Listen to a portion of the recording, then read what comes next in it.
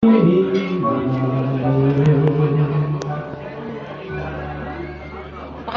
Isabeau, superbe. Bravo. Alors là, ouais, là, ça lui va très bien.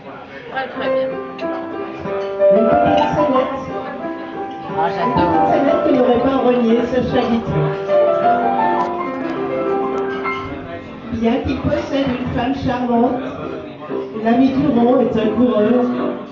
Ne dis pas qu'il remarque sa servante et la reluque en amateur. Il lui murmure, dit donc ma fille, entre nous vous êtes fort gentil.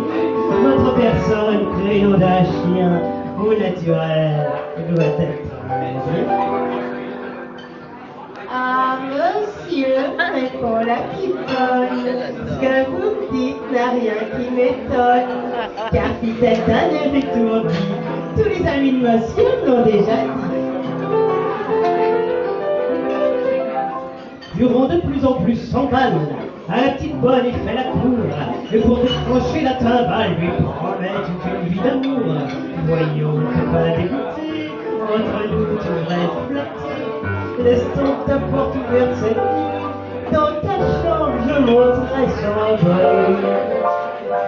Ah, monsieur, répond la piponne, ce que vous dites n'a rien qui m'étonne, pareil que je possède un bon lit, tous les amis de monsieur l'ont déjà dit.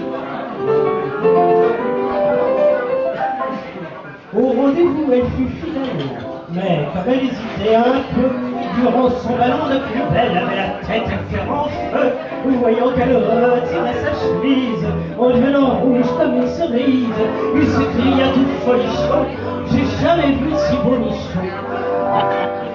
Monsieur, répond la petite bonne, ce que vous dites n'a rien qui m'étonne. Je comprends que vous soyez ébahis. Tous les amis de monsieur me l'ont déjà dit.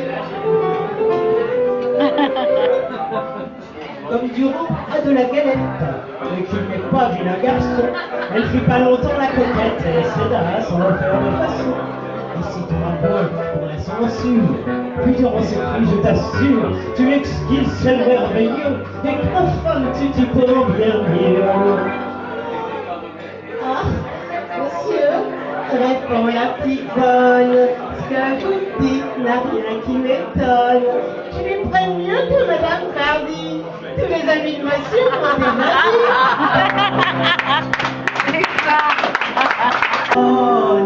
Qui ne demandait rien à personne. Un soir dans le métro qui avait presse, un jeune homme au sage le confesse, lui passait la main sur les joues. Comme elle était gentille, elle s'approcha un peu. Mais comme elle craignait pour ses robes, à ses attaques elle se dérobe, sentant quelque chose qui la chatouille. Derrière son cou elle tripatouille, et tombe sur une belle paire de gants que le jeune homme à la main tenait négligemment.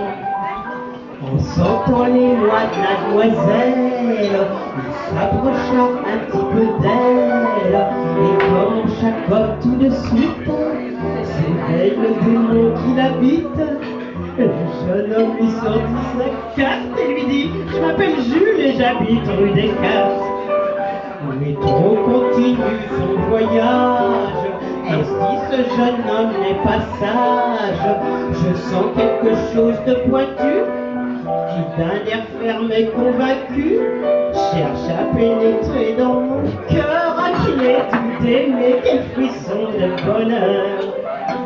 Si à Paris quand on s'aime, on peut se le dire sans problème.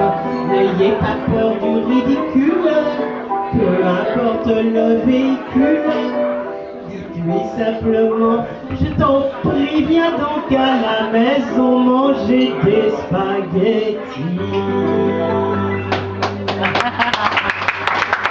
Plus très bien, de quelle couleur étaient ses yeux, enfin ils étaient bleus. Elle était super, bien changé-t-il de couleur pour un pour le prix. J'ai la mémoire qui flanche, je me souviens plus très bien. Il était très musicien, il jouait beaucoup les mains. Tout entre nous a commencé par un très long baiser. Sous la vécoute et des poignets, un long baiser sans fin. J'ai la mémoire qui flanche, je me souviens plus très bien. Habite-t-il ce bel tel rempli de musiciens.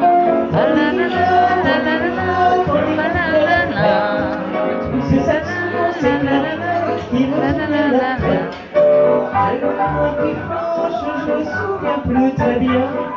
Après toutes ces nuits blanches, il ne restait plus rien. Rien qu'à tout air qui fait